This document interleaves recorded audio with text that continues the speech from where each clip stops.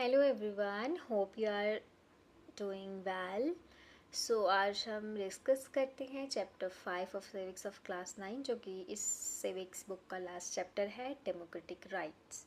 तो सबसे पहले अभी तक हमने इलेक्शंस और इंस्टीट्यूशंस डिस्कस किया था। अब हम डेमोक्रेटिक फॉर्म ऑफ गवर्नमेंट भी हमने डिस्कस किया, बेसिकली डेमोक्रेटिक। अब हम डेमोक्रेटिक राइट्स की बात करते हैं, जिसमें हम डिस्कस करेंगे कि लाइफ विदाउट राइट्स कैसे होते हैं और हमारे इंडियन कॉन्स्टिट्यूशन में हमारे फंडामेंटल राइट्स के बारे में। ठीक है, तो अब हम स्टार्ट करते हैं। तो सबसे पहले हम बात करते हैं लाइफ विदाउट राइट्स।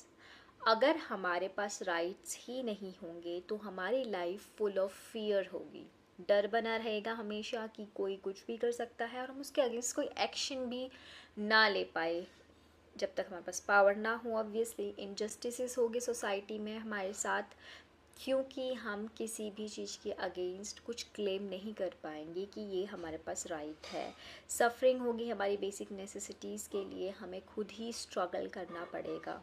ठीक है, तो लाइफ विदाउट राइट्स ये होगा। और इसीलिए राइट्स जो है इम्पॉर्टेंट हैं, क्योंकि ये हमें अनफेयर ट्रीटमेंट जो हमारे साथ अदर पीपल कर सकते हैं उससे प्रोटेक्ट कर सकता है, क्योंकि हम अपने राइट्स के बेसिस पे वो क्लेम कर सकते हैं। ये हमारी डिग्निटी को बनाए रखता है, मतलब हम एज अ ह्यूमन बीइंग हमें कंसिडर करके हमारी डिग्निटी, क्योंकि हम एक इंसान है तो हमारे साथ इस तरीके का बिहेवियर एंड ऑल किया जाना चाहिए। ये हमें एम्पावर करता है। ठीक है, क्योंकि अगर हमारे साथ कुछ इनजस्टिस है, ठीक है, कुछ अनफेयर ट्रीटमेंट हो रहा है, तो हम इनका इस्तेमाल कर सकते हैं और अपने आप को एम्पावर करेंगे, उस इनजस्टिस, उस अनफेयर ट्रीटमेंट से बाहर निकल कर आ जाएंगे।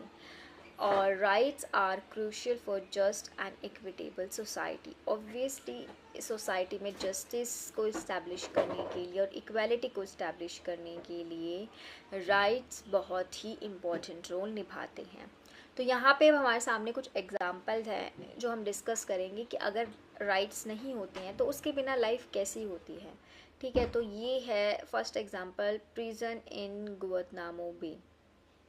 तो यहाँ पे ये बेसिकली क्यूबा में यूएस का मिलिट्री बेस था। अब यहाँ पे क्या क्या हुआ, about 600 people were detain bye US forces. मतलब 600 लोगों को अमेरिकी फोर्सेस ने क्या करा, यहाँ पे बंदी बना के रखा हुआ था। उन्हें टॉर्चर किया जाता था, उन्हें किसी भी तरीके की लीगल सपोर्ट की आज़ादी नहीं थी कि वो अपना कोई, जैसे कह सकते हैं कि लॉयर और लाए किसी लीगल सपोर्ट ले कि उसमें वो इन्वॉल्व नहीं है एंड ऑल।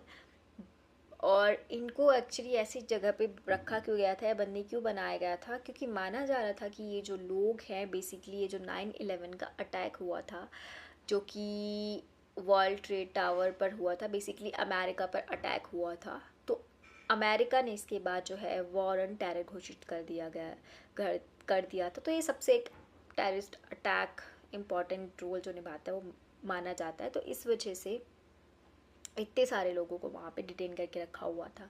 इवन जो मीडिया है या यूएन रिप्रेजेंटेटिव्स हैं, उनको भी अलाउ नहीं था कि वहाँ के लोगों से जाके मिले। यूएन जो है after second world war establish किया गया था ताकि जो थर्ड वर्ल्ड वॉर ना हो। ठीक है, तो ऑब्वियसली वहाँ के इतना इम्पोर्टेंट रोल निभाता है हमारे इंटरनेशनल लेवल पर, वहाँ के रिप्रेजेंटेटिव तक उस जगह पे जाके वहाँ के प्रिजनर्स से नहीं मिल सकते थे। इवन उनकी होम कंट्रीज़ जहाँ से वो लोग बिलोंग करते थे या जहाँ के वो सिटीजन्स थे, उनको भी इन्फॉर्म नहीं किया गया था, कोई ट्रायल नहीं थी। ठीक है, उसके बाद एमनेस्टी इंटरनेशनल, जो कि एक इंटरनेशनल एनजीओ है, ह्यूमन राइट्स के लिए काम करता है ये बेसिकली, तो इसने क्या करा, इंफॉर्मेशन को कलेक्ट किया कि वहाँ पे किस तरीके से प्रिजनर्स को रखा जा रहा है और किस तरीके से उन्हें टॉर्चर किया जा रहा है, और किस तरीके से यूएसए, जो कि एक हम बात कर रहे हैं ना कि अपने आप में डेमोक्रेटिक कंट्री है, वो दूसरे सिटीजन्स के डेमोक्रेटिक राइट्स का मतलब उनकी रिस्पेक्ट नहीं कर रही है और खुद ही वहाँ के अपने ही लॉ का वायलेशन कर रही है। तो इसके बाद बहुत सी चीज़ें हुई कि जो ये वॉर एंड टेरर उन्होंने घोषित किया है ये इंटरनेशनल लेवल पर इंटरनेशनल ट्रीटीज़ के अकॉर्डिंग होने चाहिए। इस तरह का बिहेवियर जो है नहीं होना चाहिए, बट एस स्टिल जो है ऐसा हुआ। वहाँ पे प्रिजनर्स ने भी बहुत सारे इश्यूज़ किए, मतलब अपने आप को बचाने की कोशिश की, हंगर स्ट्राइक पे चले जाते थे कि लाइक हमने तो ऐसा कुछ किया नहीं है। और जो नॉट गिल्टी डिक्लेयर हो जाते थे, मतलब जिनकी कोई भी इन्वॉल्वमेंट नहीं थी उस 9/11 के अटैक में, इवन उनको भी जल्दी से रिलीज़ नहीं किया जाता था। ठीक है, तो ये सारी चीज़ें वहाँ पे हुई और यूएसए की गवर्नमेंट भी ये सब एक्सेप्ट नहीं करती थी। ठीक है, कि ऐसा ऐसा करना चाहिए, तो वहाँ पे वो अपनी यूएसए पूरी तरह से मनमर्जी चला रहा था। तो यहाँ पे उनके हम देख सकते हैं कि उनके राइट्स नहीं थे, उनके पास राइट स्टिल किस तरीके से उनकी लाइफ जो है विदाउट राइट्स किस तरीके से शो होती है इसमें। फिर सेकंड एग्जांपल दिया है citizens rights in Saudi Arabia. तो सऊदी अरेबिया में क्या था कि ठीक है, उसमें हम एक एज ए गुआंतानामो बे को एज एन एक्सेप्शन भी ले लें, क्योंकि ऐसा जनरली होता नहीं है। ठीक है, तो अब यहाँ पे आता है कि सऊदी अरेबिया में जो हेरिडेटरी किंग का शासन हुआ करता था, ठीक है, वहाँ वो खुद ही अपने जजेस को अपॉइंट कर रहा है। अगर वो अपने जजेस ने कोई डिसीज़न लिया है एंड वो किंग चाहता है कि वो डिसीज़न चेंज करे या वो किसी के भी फेवर में देना चाहे, तो वो उसे चेंज कर सकता था। तो यहाँ पे जजेस जो हैं इंडिपेंडेंटली अपना डिसीज़न नहीं ले रहे हैं, वो किंग के कहने पर ले रहे हैं। और वहाँ के लोगों को कोई भी पॉलिटिकल पार्टी फॉर्म करने का ऑप्शन ही नहीं था। ऑब्वियसली किंग क्यों चाहेगा कि उसका शासन उससे छीना जाए, तो इसलिए वो पॉलिटिकल पार्टी फॉर्म ही नहीं होने देता था। मीडिया पर पूरा कंट्रोल है, जो वो चाहेगा वो ही दिखाएगा, तो लोगों में अवेयरनेस ही नहीं आएगी, तो उसके खिलाफ खड़े होने वाले या उसके अगेंस्ट बोलने वाले लोग बहुत कम होंगे। ठीक है, फ्रीडम ऑफ रिलीजन भी नहीं थी वहाँ पे। बेसिकली मुस्लिम कंट्री है, तो ऑब्वियसली इस्लाम था, तो जो नॉन मुस्लिम थे वो अपने रिलीजन्स को प्राइवेट में ही फॉलो कर सकते थे। विमेंस पे बहुत सारी रिस्ट्रिक्शंस थी, जैसे लाइक उनको अपने वो पहन के रखना है, बुर्का पहन के रखना है, एजुकेशन का राइट नहीं है, जो भी उनके नॉर्म्स एज पर उनके इस्लाम है वो फॉलो करवाए जाते थे। ठीक है, तो हम देख रहे हैं कि इवन यहाँ पे भी उनके पास कोई राइट्स नहीं है। उनकी लाइफ किस तरीके की होगी आप सोच सकते हैं। उसके बाद थर्ड एग्जांपल हमारे पास आता है एथनिक मैस्करे इन कोसोवो। तो यहाँ पे क्या होता है कि ये पहले जो कोसोवो था यूगोस्लाविया का एक प्रोविंस था। ठीक है, स्प्लिट होने से पहले, बाद में तो ये अलग अलग हो गए थे। तो एथनिक अल्बानियन एंड सर्ब्स, वहाँ पे दो ये ग्रुप्स रहते थे। तो अल्बानियन थे वो माइनॉरिटी में थे, और सर्ब्स जो है वो मेजॉरिटी में थे। अब वहाँ पे मिलोसेविच, इसको हम ऐसे पढ़ते हैं, तो वो एक नैरो माइंडेड सब नेशनलिस्ट था, जो कि बेसिकली इलेक्शन जीत जाता है, पावर में आ जाता है। अब क्या होता है, उसकी गवर्नमेंट जो है बहुत ज़्यादा हॉस्टाइल होती है टूवर्ड्स दी अल्बानियंस, उन्हें पसंद नहीं करती है, या उन्हें नफ़रत की निगाह से देखना। ठीक है, वो उन्हें कहते हैं दो चॉइस होता है, या तो तुम कंट्री छोड़ के चले जाओ या फिर एक्सेप्ट कर लो सबका डोमिनेंस।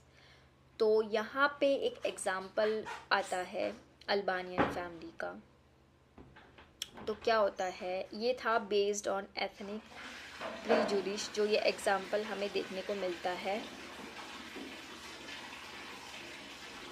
ठीक है, तो इस एग्जाम्पल में सबसे पहले बताया गया है कि किस तरीके से बातिशा होक्शा, जो कि एक लेडी थी, वो 74 इयर्स ओल्ड थी और अपने पति इज़्ज़त के साथ वो बैठी हुई थी, जो कि 77 इयर्स ओल्ड था, किचन में बैठे हुए थे। ठीक है, स्टोव के पास अपने आप को वार्म रख रहे थे, तो एकदम से क्या होता है कि एक एक्सप्लोजन उन्हें सुनाई देता है, बट उन्होंने ये ध्यान नहीं दिया कि जो सर्बियन ट्रूप्स हैं वो एंटर कर रहे हैं वहाँ पे, ठीक है, टाउन में एंटर कर चुके हैं। उसके बाद सीधा जो उसे पता चलता है कि 5 से 6 सोल्जर जो हैं उसके फ्रंट डोर से उसके घर में एंटर कर गए हैं। अब वो जब घर में एंटर कर गए हैं तो उन्होंने उनसे पूछा पा करके कि तुम्हारे बच्चे कहाँ हैं, तो दे टोल्ड दैम, मतलब कुछ उन्होंने बताया नहीं होगा, जब किसी को उन्होंने नहीं देखा तो उन्होंने जो उनके हस्बैंड थे इज़्ज़त, उसको मार दिया, ठीक है। और उसके बाद उसे उसकी जो वेडिंग रिंग थी वो उसके हाथ से निकाल ली और उसे घर से बाहर निकाल दिया, उसके घर को जला दिया। तो इस तरीके से देखते हैं कि उसके पास कुछ भी नहीं था। वो एक तो बारिश लगी हुई थी बाहर, वो स्ट्रीट पे थी, ना उसका घर है उसके पास, ना उसकी कोई चीज़ें हैं, ना इवन उसके हस्बैंड को भी उसके सामने मार दिया गया है। तो ये सब स्टोरी थी, ऐसे बहुत सारे अल्बानियन पीपल के साथ वहाँ पे हुआ था। और ये अप्रैल 1999 की बात है, जिस तरीके से हिटलर ने भी जूइश पीपल का एथनिक क्लींजनिंग वगैरह की थी, हम कहते हैं, उन्हें मारा था, तो इस तरीके से यहाँ पे भी ये सीन चल रहा था। फिर उसके बाद क्या हुआ, धीरे धीरे जब लोगों में अवेयरनेस एंड ऑल आई, तो उसके बाद मोल्सविच ने पावर से वो मतलब लॉस्ट कर ली उसने अपने पावर। अब वो मतलब पोस्ट पे अपनी नहीं रहा, और उसके साथ इंटरनेशनल लेवल पर भी उसे इंटरनेशनल कोर्ट ऑफ जस्टिस में प्रेजेंट किया गया और बोला गया कि इसने क्राइम अगेंस्ट ह्यूमैनिटी की है और उस पर एक्शन लिया जाएगा, ठीक है। और ये सोचने वाली बात है कि एक डेमोक्रेटिक इलेक्शंस के थ्रू ये एक वहाँ का लीडर बना था, पावर में आया था, ठीक है। और कहते हैं कि वहाँ के तो कुछ लोगों ने किया होगा, प्रोटेस्ट वगैरह किया होगा अल्बानियन पीपल ने। उसके अलावा इंटरनेशनल जब इंटरवेंशन हुआ इंटरनेशनल लेवल पर, अदर कंट्रीज़ ने यहाँ पे इंटरवेंशन किया, तब जाके इसे पावर से हटाया गया और क्राइम अगेंस्ट ह्यूमैनिटी से घोषित किया गया। तो ये 3 एग्ज़ाम्पल हमें क्लियरली बताते हैं कि राइट्स अगर नहीं हैं तो लाइफ किस तरीके की होगी। उसके बाद हम बात करते हैं rights in a democracy. Democracy में राइट्स किस तरीके के इम्पोर्टेंट रोल निभाते हैं। तो अगर हम बात करें तो डेमोक्रेसी में, एक ट्रू डेमोक्रेसी को इस्टेब्लिश करने के लिए राइट्स बहुत इम्पोर्टेंट रोल निभाते हैं। तो ये प्रोवाइड करते हैं हमें security, dignity and fair play, यानी फेयर अपॉर्चुनिटीज़ देते हैं, चाहे हमें ये गवर्नमेंट जॉब से रिलेटेड हो, एजुकेशन से रिलेटेड हो। एक मिनिमम गारंटी हमें देते हैं जिसमें हमारी basic necessities, right to food, health and all fulfil किया जाता है, ठीक है। Essential for ensuring equality, justice, liberty, और बहुत ही इंपॉर्टेंट रोल निभाते हैं इक्वालिटी, जस्टिस और लिबर्टी को अपनाने में। फाउंडेशन है ट्रू डेमोक्रेसी का, और मिस यूज़ ऑफ पावर से भी बचाते हैं। तो ऑब्वियसली राइट्स अगर हमारे पास है तो डेमोक्रेसी में हमारे पास बहुत सी चीज़ें अवेलेबल है, हम अपनी बेसिक नेसेसिटीज़ को फुलफिल कर पाते हैं। अब हम बात कर रहे हैं राइट्स, बट बेसिकली राइट्स हैं क्या, ठीक है। तो राइट्स बेसिकली हमारे क्लेम्स होते हैं।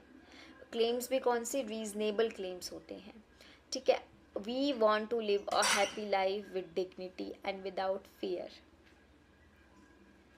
हम चाहते हैं कि हम अच्छी लाइफ जिए जहाँ पे हमें एज अ ह्यूमन कंसिडर किया जाए, किसी भी तरह का डर ना हो, ठीक है। और हमारे एक्शंस जो है दूसरों को हार्म नहीं करने चाहिए।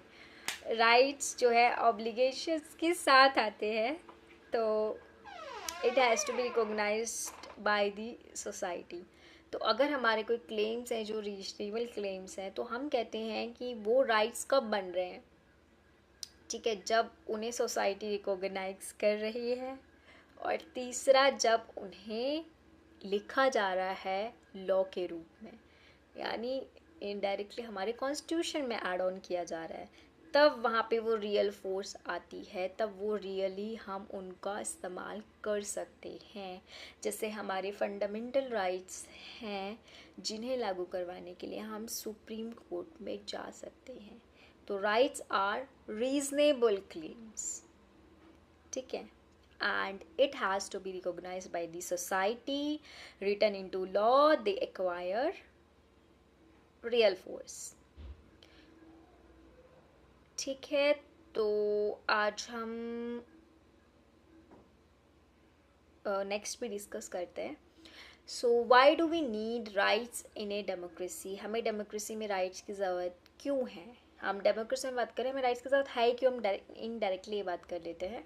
तो सबसे पहले तो ऑब्वियसली डेमोक्रेसी के सस्टेनेंस के लिए राइट्स बहुत ज़रूरी है, तभी तो हम अपनी कुछ राइट्स को क्लेम करके डेमोक्रेसी को बना के रख पाएंगे। ये प्रोटेक्ट करेगी माइनॉरिटीज़ को मेजॉरिटी के शोषण ऑपरेशन से।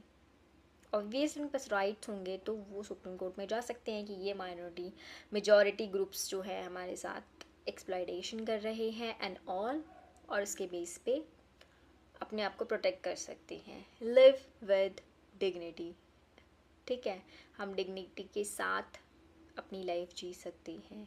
गवर्नमेंट में पार्टिसिपेट करने का राइट भी होता है, जैसे हमारे पास वोटिंग राइट है। मिस यूज़ ऑफ पावर को स्टॉप करेगा ऑब्वियसली, क्योंकि जब हमें पता चल रहा है गवर्नमेंट कोई सही डिसीजन नहीं लग रही है, हम उस पर क्वेश्चंस उठा सकते हैं। डेमोक्रेसी तो हमें डेमोक्रेसी के डिफाइन तो पता ही है, ठीक है ना। डेमोक्रेसी का मतलब क्या हुआ, government of the people, by the people, for the people. तो वो मिस यूज़ ऑफ पावर वहाँ पे स्टॉप करने में इम्पॉर्टेंट रोल निभाती है। और कुछ ऐसे राइट्स हमारे होते हैं जो गवर्नमेंट से भी बढ़कर होते हैं, वो बेसिकली हमारे फंडामेंटल राइट्स होते हैं। सो ये अब हमारी जो फंडामेंटल राइट्स हैं हम इसे पार्ट 2 में डिस्कस करेंगे। आज के लिए इतना ही।